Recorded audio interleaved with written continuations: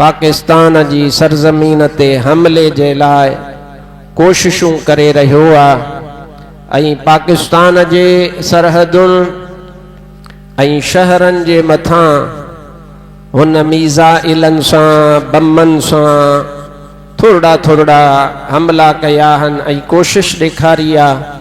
पर इन कटे काफ़र खे ख़बर कान्हे त तूं जंहिं मौत खां डिॼंदो हां असां मोमिन उन मौत खे शहादत सम्झंदा। इन कटे काफ़र खे ख़बर नाहे त जंहिं मौत खां तूं लहराईंदो हां तुंहिंजा फ़ौजी डिॼंदा आहिनि, जंहिं मौत खां तूं जेको आहीं डिॼंदो हां तुंहिंजा फ़ौजी मोकलूं वठी बार्डर तां भॼंदा आहिनि।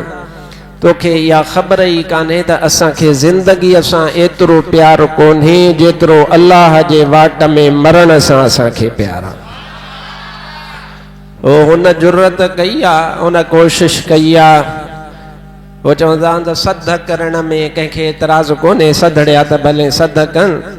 वो भले सद पंहिंजी करे त मां पाकिस्तान जी सरज़मीन जेका हुआ उन पाकिस्तान जे सरज़मीन ते हमलो कयां या इनखे पंहिंजे कब्ज़े में आणियां। सद करण मनो कोन्हे, पर अदा मैदान ते लहणो ॾाढो ॾुखियो आहे।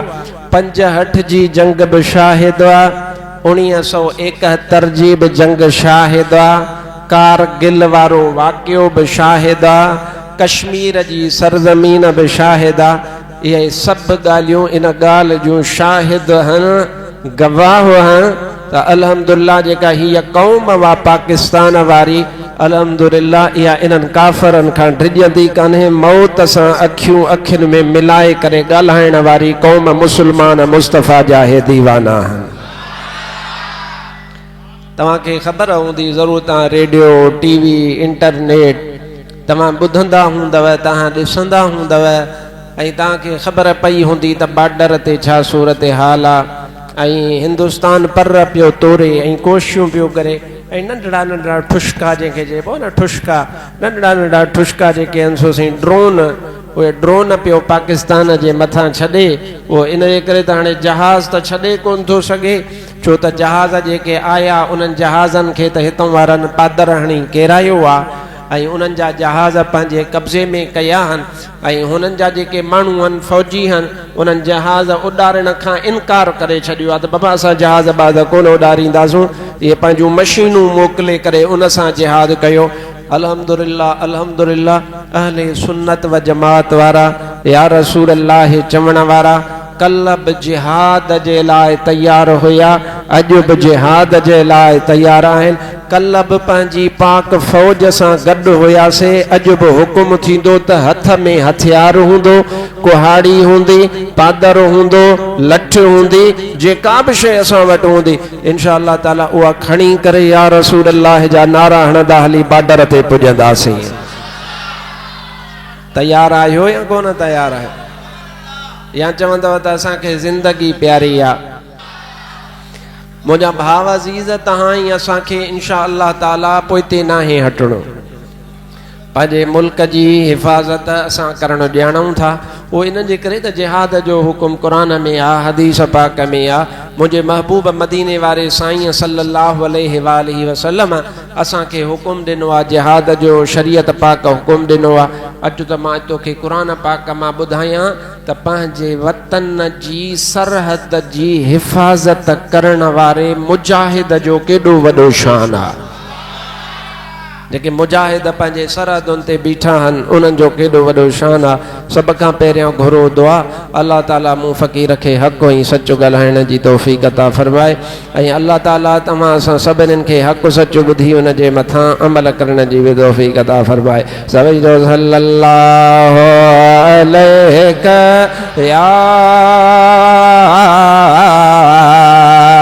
या रसूल अल्लाह वसल्लम।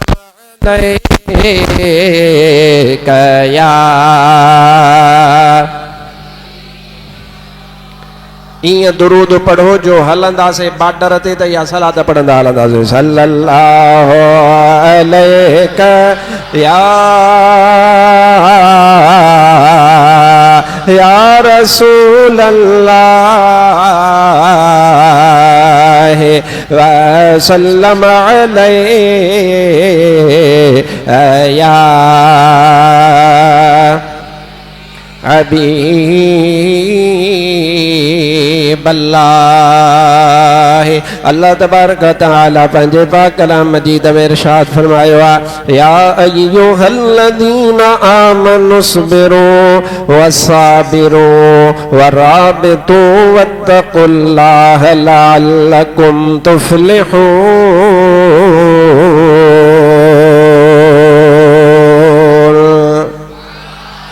अल्लाह ताला पंहिंजे पाक कलाम मजीद में इरशाद फरमायो आहे ऐ ईमान वारो सब्र कयो सब्र। ऐं अल्लाह ताला फरमायो आहे जेके तव्हांजा दुश्मन आहिनि उन्हनि दुश्मननि खां सब्र करण में गोह खणो, उन्हनि खां अॻिते वधो। या अय्युहल्लज़ीना आमनुस्बिरू ऐ ईमान वारो सब्र कयो वसाबिरू ऐं पंहिंजनि दुश्मननि खां सब्र करण में गोह खणो, अॻिते वधो। वत्तकुल्लाह ऐं ॾिजो अल्लाह तबारक व तआला खां मन, अल्लाह तबारक व तआला तव्हांखे कामयाबी ऐं कामरानी अता फरमाए।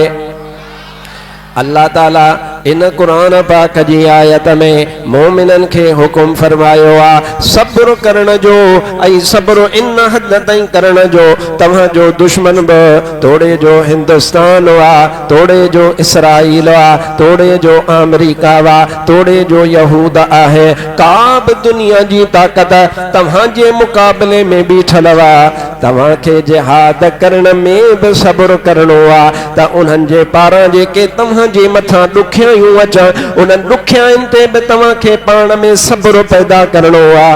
ऐं अल्लाह फरमायो आहे वराबितू ऐं जेके तव्हां जूं सरहदूं आहिनि उन्हनि सरहदुनि जी हिफ़ाज़त कयो। रिबात फी सबीलिल्लाह। आमिना जे लाल सल्लल्लाहु अलैहि व आलिहि वसल्लम असांखे ॿुधायो आहे उहा ज़ुबान जेका ज़ुबान मुबारक कॾहिं कूड़ कोन ॻाल्हाईंदी आहे। हबीब अकरम सल्लल्लाहु अलैहि व आलिहि वसल्लम जो फरमान आहे, मुहम्मद करीम सल्लल्लाहु अलैहि वसल्लम बयान फरमायो आहे उहा अख जेका अख कंहिं सरहद जी हिफ़ाज़त कंदे रात जो जागंदी आहे उहा दोज़ख जी बाह में कॾहिं बि कोन सड़ंदी। अल्लाह खे उहा अख वणंदी आहे। रिबात फी सबीलिल्लाह। पर इन जी माना सम्झो, जेके मुंहिंजे साम्हूं वेठल आहियो उहे बि सम्झो, जेके असांजा नौजवान फ़ौज में आहिनि, फ़ौज में जेके पाकिस्तान जी आर्मी में आहिनि उहे बि इन जी माना सम्झनि। तव्हांजा भाइटिया आहिनि, तव्हांजा पुट आहिनि, तव्हांजा अज़ीज़ आहिनि, तव्हांजा अक़ारिब आहिनि, तव्हांजा दोस्त आहिनि, तव्हांजा पाड़े वारा आहिनि जेके पाकिस्तान जी फ़ौज में ड्यूटी कनि था, उन्हनि खे हिन माना जो मतिलबु सम्झायो, उहे बि सम्झनि, तव्हां बि समझो। अल्लाह जे हबीब फरमायो आहे अर्रिबातु फी सबीलिल्लाह। आलिमन इन जी माना कई आहे सरहदुनि ते पहरो ॾियण वारा। केर अबा चओ कोन था कुझु अबा। सरहदुनि ते केर था ॾियनि, सरहदुनि ते पहरो ॾियण वारा। ॻाल्हाए ॻाल्हाए। उहे फ़ौजी जिन फ़ौजियुनि जे लाइ तूं वेही करे गिला बि कंदो हां। असां में आदत थी वई आहे, दुश्मन असांजा दिमाग़ असांजनि माण्हुनि जा अहिड़ा ख़राब कया आहिनि जो इन्हनि मुजाहिदनि जी गिला। उहे रिबात फी सबीलिल्लाह या शरीयत पाक जो अरबी ज़ुबान में अखर वा अर्रिबातु फी सबीलिल्लाह। अल्लाह जो हबीब सल्लल्लाहु अलैहि वसल्लम इरशाद फरमाईंदो आहे रिबातु यौमिन फी सबीलिल्लाह खैरुम मिनद दुनिया व मा अलैहा। अल्लाह जे हबीब फरमायो आहे हिकु ॾिहाड़ो सरहदुनि जे मथां पहरे ॾियण जो सवाबु जो कुझु दुनिया मंझि आहे इन सॼी दुनिया खां उहो हिकु ॾिहाड़े जो पहरो वधीक भलो आहे।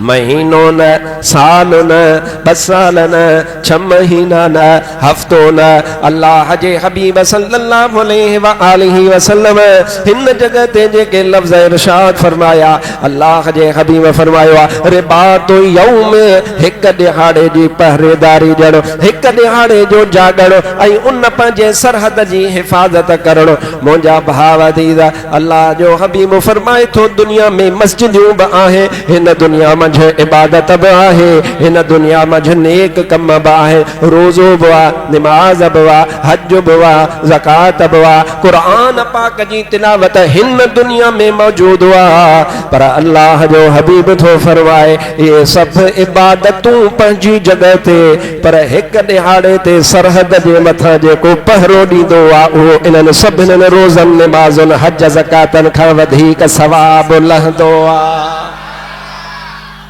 सोच तो सही न केॾो वॾो मक़ाम आहे। हेॾां हाजी हज ते वञे, हेॾां पंध करे, हिन वक़्त में 13 लखनि रुपयनि जो हज आहे, यानी ख़र्च 13 लख रुपया हुआ। उन खां सवाइ पंहिंजा मिट माइट छॾ, अज़ीज़ क़ारिब छॾ, उन्हनि खे छॾे करे तूं 40 दिहाड़नि या महीने जो या सवा महीने जो पंधु करे हज बैतुल्लाह जी सआदत ते वेंदो हा।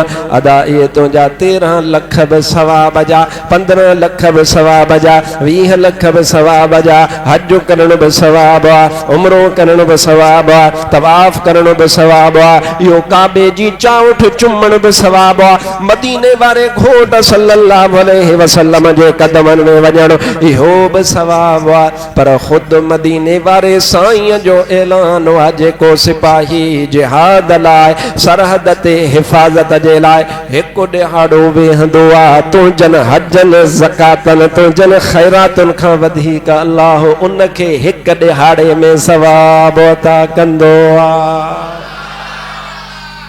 थोरो गौर त कर, या केॾी वॾी ॻाल्हि आहे, अबा नंढी ॻाल्हि आहे छा? 13 लख, 14 लख, 15 लख भरी हज ते वञी, निमाज़ करी, निमाज़ पढ़ी, रोज़ा रखी, पर अल्लाह जो हबीब तो फरमाए रिबातु यौमिन फी सबीलिल्लाहि खैरुम मिनद दुनिया वमा अलैहा। हिक दिहाड़े जो जेको रिबात आहे, रिबात पहरेदारी, हथियार हथ में खणी बीहण सवलो आहे। अॼु तव्हां घरनि में सुतल हो, रात बि ॾाढी मिठड़ी मिठड़ी निंड करे आया हो, कंहिं राति ख्वाब लधा आहिनि त को मदीने हो त को मके हो, कहीं कहिड़ो पे ख्वाब लधो, कहीं कहिड़ो पे ख्वाब लधो। तूं हिफ़ाज़त सां पंहिंजनि बच्चनि खे, नंढड़ा नंढड़ा बचड़ा थई उन्हनि खे झोलीअ में सुम्हारियूं, सुतो पियो हाँ। तोखे ख़बर आहे अॼु तोखे इहो अमुन आहे, तोखे सुकून आहे, तोखे ड्रिज कोन्हे, इहो अल्लाह जी महिरबानी, मदीने वारे मीर जो सदको ऐं कुर्बानी उन्हनि मुजाहिदनि जी आहे जेके मुजाहिद फी सबीलिल्लाह तुंहिंजे सरहदुनि ते हथियार खयो रातिनि जो पहरो पिया ॾियनि। ए उन्हनि जा तुंहिंजे मथां थोरा। ऐं मूंखे ही बि सच चवण ॾियो, इहा ॻाल्हि चवंदे मूंखे का बि कीबाए कोन्हे, मां कीबायां कोन थो, न को मां इहा ॻाल्हि चवंदे लहरायां थो। असां में तअस्सुब, असां में जेको आहे सो ज़िद, असां में हठ धर्मी, असां में हिक ॿिए सां नफ़रतूं एॾियूं वधी वियूं आहिनि जो असां मुजाहिदनि सां बि नफ़रत ते लही आया आहियूं। मां चवंदे बाज़ माण्हुनि खे ॿुधो आहे, बाज़ माण्हुनि खे, घणनि जो कोन थो चवां, बाज़ माण्हुनि खे ॿुधंदो आहे, ख़ुदा पाक जो कसम आहे उहे नफ़रत जूं ॻाल्हियूं कंदा आहिनि उन्हनि हुर्रनि मुजाहिदनि जे लाइ जिन 5 जी जंग में बि इन हिंदुस्तान जा ॾंद रुॻो खटा कोन कया, उन जा ॾंद भॻा भञी करे भपो कयूंसि। ख़ुदा पाक जो कसम आहे उन्हनि हुर्रनि मुजाहिदनि जे लाइ असांजे मुआशिरे में माण्हू पैदा थिया आहिनि जेके उन्हनि मुजाहिदनि जे लाइ बि ॻाल्हाइनि था, जिन 65 में हिंदुस्तान खे भॼायो, जिन 71 में बि हिंदुस्तान खे भॼायो। ख़ुदा पाक जो कसम आहे फ़क़ीर तव्हांजे साम्हूं वेठो आहे, फ़क़ीर जो ॾाॾो हज़रत साईं मुफ्ती अब्दुर रहीम सिकंदरीअ जो वालिद अलहाज गाज़ी मेहराब ख़ान रहमतुल्लाह अलैह उन्हनि मां शामिल आहे। असां गाज़ियुनि जी औलाद आहियूं, असांखे सभु ख़बर आहे। माण्हू ख़ुदा जो कसम आहे ईअं तकिड़ो चयो था ॼण त हुरनि छा कयो आहे। चओ त तूं अॼु जेको घरनि में सुतो पियो हाँ, जेको आराम करी पियो, अॼु तोखे पार्टियुनि तुंहिंजी सियासतुनि दिलि में नफ़रत विधी आहे, पर हाणे हक़ सम्झण जो टाइम आहे। तोखे मञणो पवंदो त हे सोहणे इमामुल आरिफीन हज़रत रोज़े धणी रहबर जा सच्चा मुरीद वलियन खे मञण वारा हक़ चार यार चवण वारा पंजतन पाक खे मञण वारा या रसूल अल्लाह जो नारो हणण वारा कादरी सिलसिले जा मुजाहिद खुदा जो कसम आहे न सिंध जी ख़ास तौर ते हिफ़ाज़त अॼु बि हुर्र करे रहिया आहिनि इंशाअल्लाह क़यामत ताईं कंदा रहंदा। इहो अफ़सोस कोन्हे जो असां खे पराओ चवे, असां खे काफ़र चवे, असां खे मुनाफ़िक़ तानो हणे, इहो ॾुख कोन थींदो आहे। पर तुंहिंजा ई पंहिंजा मुस्लमान भाइर पाकिस्तान में रहण वारा करे करे ॻाल्हि करे छॾींदा आहिनि, बाबा हुर छा आहिनि, हुर छा आहिनि। जो हे वेलो आहे, हल बॉर्डर ते त तोखे ख़बर पए लखनि जे तादाद में इहे हुर मुजाहिद बीठल आहिनि। अदा माफ़ कजो, तव्हांखे ॾुखियाई त कान थी लॻे, मतां कंहिंखे को पार्टीअ जो को कंडो दिलि में हुजे। अॼु तव्हां सुता पिया, हाणे त हक़ सम्झाइण जो टाइम आहे न। तव्हां असां सुता पिया आहियूं, तव्हां असां पंहिंजनि घरनि में आहियूं, पंहिंजनि नियाणियुनि जे विच में ख़ुशि वेठा आहियूं। इहे हुर अथई, इहे मुजाहिद अथई, इहे फ़ौज अथई जेका उन्हनि बॉर्डरनि ते मुंहिंजा भाउ अदीद बीठल आहे। मां तोखे इहो बि ॿुधायां अल्लाह साईं इहो अहले सुन्नत व जमात वारनि खे ॾाज अता फरमायो आहे। तुंहिंजो मुंहिंजो उस्ताद हज़रत साईं शेरे मुस्तफ़ा सोनो मुफ्ती अब्दुल रहीम सिकंदरी। सुभान अल्लाह चओ त अॼु ॻाल्हि खोलिया। घणनि खे ख़बर कान्हे पर अॼु ख़बर पवंदी। सन 1965 जी जंग में अचु त मां तोखे डायरी ॾेखारियां, उन डायरी ते इहा ॻाल्हि लिखी पई आहे। मतां चए त मौली साहब पंहिंजे हथां थो ठाहे। मां तोखे ॿुधायो मुंहिंजो ॾाढो फ़क़ीर ग़ाज़ी अलहाज हुर मुजाहिद फ़क़ीर साईं हाजी मेहराब ख़ान रहमतुल्लाह ताला 65 जी जंग में हिंदुस्तान जे अंदरि हलियो वियो, अंदरि, ऐं वञी करे उते किलो फ़तह कयो हुरनि मुजाहिदनि सां गॾु। हज़रत साईं मुफ्ती अब्दुल रहीम सिकंदरी रहमतुल्लाह अलैह ॿुध तुंहिंजे लेखे त आलिम सगोरा रुगो बस ये मीलाद बयान कंदा आहिनि, रुगो जेको आहे सो वेही करे तकरीरूं महबूब जे मौजज़नि जो बयान कंदा आहिनि। हा इहो बि शान आहे, इहा बि इज़त आहे, इहो बि हबीब जो मक़ाम बयान करण हर हिक खे नसीब न थींदो आहे। पर सुन्निन जे सरवण हज़रत मुफ्ती अब्दुल रहीम सिकंदरी 1965 वारी जंग में 13 ॾींहं मुफ्ती साहब अब्दुल रहीम हिंदुस्तान जे बॉर्डर ते पाण बीठो हो। या तव्हांखे ख़बर ई कान्हे, घणनि खे ख़बर ई कान्हे। मुफ्ती साहब जी डायरी में लिखियो पियो। मुफ्ती साहब जो कमु कहिड़ो आहे? डॉक्टर जो कमु कहिड़ो? सुई हणणु, इलाज करणु। फ़ौज में डॉक्टर बि हूंदा आहिनि, उहे सभु हथ में गोलियूं खणी कोन विढ़ंदा आहिनि, बल्कि जेके मुजाहिद ज़ख़्मी थींदा आहिनि डॉक्टर उन्हनि जो इलाज कंदा आहिनि। जहाज़ उॾारण वारो जहाज़ उॾारींदो आहे, मीज़ाइल हणण वारो मीज़ाइल हणंदो आहे, हर को पंहिंजो कमु कंदो आहे। ईअं कोन चइबो त अड़े तो त जंग में सुयूं पे हयूं लिहाज़ा तोखे मुजाहिदनि जो सवाबु कोन्हे। न मुंहिंजा भाव न। तिरमिज़ी शरीफ़ जी हदीस आहे, मदीने वारे साईं फरमायो आहे अल्लाह हिक तीर जे करे 3 ॼणनि खे जन्नत अता फरमाईंदो। या रसूल अल्लाह इहो कीअं? अल्लाह जे हबीब फरमायो तीर ठाहिण वारो बि जन्नती ऐं तीर खणी ॾियण वारो बि जन्नती, तीर दुश्मन ते हणण वारे खे बि अल्लाह जन्नत ॾींदो आहे। हिक तीर जे करे अल्लाह 3 ॼणनि खे जन्नत ॾींदो आहे। मुफ्ती साहब रहमतुल्लाह अलैह शेरे मुस्तफ़ा 13 ॾींहं हिंदुस्तान जे बॉर्डर ते बीठो हो। जेकॾहिं जुमे जो टाइम ईंदो हो त हज़ारे हुर्रनि मुजाहिदनि खे बीही करे जिहाद ऐं शहादत ते तकरीरूं बयान फरमाईंदो। ऐं बाक़ी 5 ई वक़्त मुफ्ती साहब उते नमाज़ूं अदा करायूं, हथियार हथ में खणी पाण उते बीहे। अर्रिबात फी सबीलिल्लाह, मुंहिंजो महबूब मदीने वारो फरमाए थो हिक ॾिहाड़े जो रिबात उन जो एॾो वॾो शान आहे। अल्हम्दुलिल्लाह असांखे अहले सुन्नत वारनि खे, असांजी मुजाहिद जमायत खे, असांजे हुर्रनि खे, समूरी अहले सुन्नत खे मुबारक हुजे। असांजा आलिम रुगो ख़ुतबा बयान कोन कंदा आहिनि, जिहाद जो वक़्तु ईंदो आहे त तलवार ऐं तीर हथ में खणी मैदान में बि लही पवंदा। जो अल्लाह जो एहसान आहे। इन करे तकड़ न कंदा कयो। अॼु नसीहत जो टाइम आहे। हींअर जेके हालात आहिनि अहिड़नि हालात में सम्झणु ॻाल्हि सवली आहे जेके तकड़ो तकड़ो ॻाल्हाए ॾींदा हो न बाबा ये हुर हेड़ा हुर हेड़ा हुर हेड़ा अफ़सोस अफ़सोस मुंहिंजा भाउ अज़ीज़ तूं पंहिंजे हथ में लठ खण त तोखे ख़बर पवे तुंहिंजूं पिनियूं धवंदियूं हीअं पियो ड्रिजंदे त अड़े बाबा अलाए छा थींदो जहिड़े में अदा सिर तिरीअ ते खणी मैदान में बीठा आहिनि अल्लाह ऐं उन जे रसूल जे दीन जी हिफ़ाज़त वतन जी हिफ़ाज़त लाइ मुजाहिद बीठा आहिनि इन करे मुंहिंजा भाउ अज़ीज़ ईअं न भाए